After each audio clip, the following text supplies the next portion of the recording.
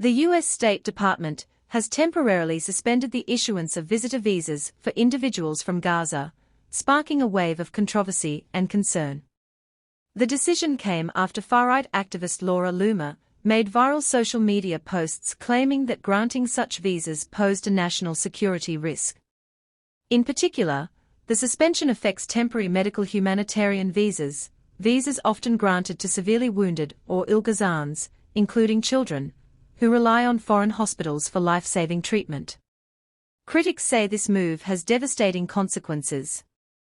Human rights advocates and aid organizations argue that politics should never stand in the way of urgent medical care. For many Gazans trapped in a region where the healthcare system has collapsed under the weight of war, the chance to travel abroad is often the only path to survival. By halting these visas, the U.S. risks denying that path, leaving some of the most vulnerable people without hope. Supporters of the suspension argue that national security must come first, particularly during a time of heightened tensions in the Middle East. They see the pause as a precautionary measure, ensuring that the U.S. does not expose itself to unforeseen risks. But opponents push back, pointing out that medical visas undergo extensive vetting and that the individuals seeking them are usually patients in urgent need of care, not security threats. This decision highlights a painful tension between humanitarian responsibility and political pressure. Should the U.S. prioritize protecting its borders above all else, or does it carry a moral obligation to help those in desperate need of medical aid? For now, the policy leaves sick and wounded Gazans waiting, caught between global politics and the fight for their lives. In the quiet of her Gaza City kitchen, Amira traced the frame of a photograph with her thumb. It was her son, Tariq, and his smiling wife, Sarah, standing under a tree shedding brilliant autumn leaves in a place called Michigan. Amira was tending to her own small pot of mint on the windowsill, its scent a familiar comfort. In 3 months, her first grandchild would be born. The visa appointment was a month away, a fragile, shimmering bead of hope she carried in her heart. The video call connected with a familiar chime. "Mama?" Tariq's voice filled the room, a bridge across 7,000 miles. Sarah's doctor says everything is perfect. On the small screen, her son's face was a mixture of excitement and exhaustion. He looked so much older now, a man ready to be a father. "Don't worry about the papers," he said. "Everything is in order. We'll see you soon." Amira smiled, placing her hand over her heart. In a quiet suburban home, the air smelled of fresh paint. Tariq and Sarah stood in the nursery, their hands joined over the smooth railing of an empty crib. "Your mother will love this," Sarah said, leaning her head on his shoulder. "She'll rock the baby to sleep right in that chair." Tariq looked at the empty rocking chair in the corner, imagining his mother there, humming a lullaby he hadn't heard in years. The news did not arrive with a bang, but with the soft click of an email opening. It wasn't a denial. It was something colder, more indifferent. The U.S. Department of State has temporarily halted the issuance of B1, B2 visas for residents of Gaza. The formal, bureaucratic words blurred. Temporary.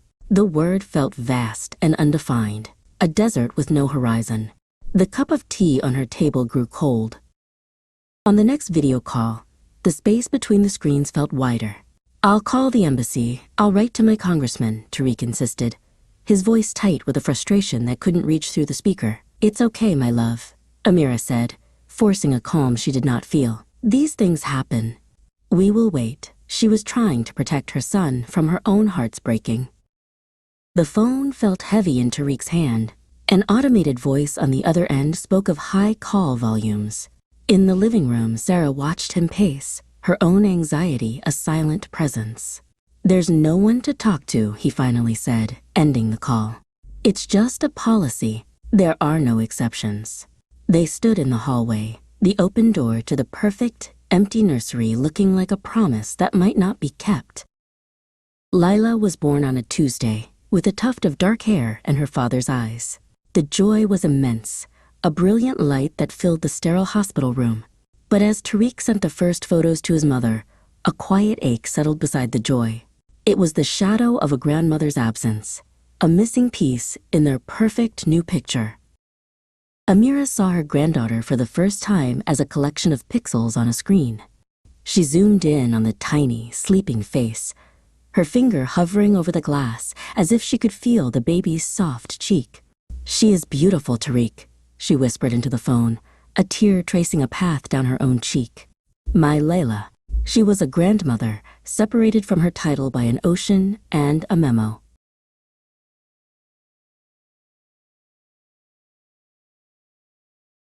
Amira couldn't hold Layla, but she could sing to her.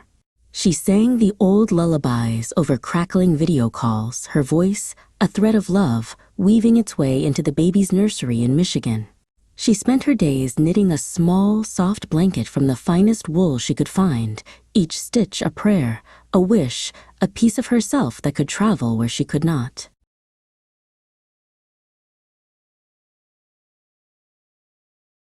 The blanket was finished, folded, and placed in a box for a traveler to carry someday. The policy remained temporary. The word still hung in the air, a suspended breath. Every evening, Tariq would hold Layla up to the phone, and for a few precious minutes, the three generations would be together in the temporary space of a screen, waiting for a world where love needed no visa.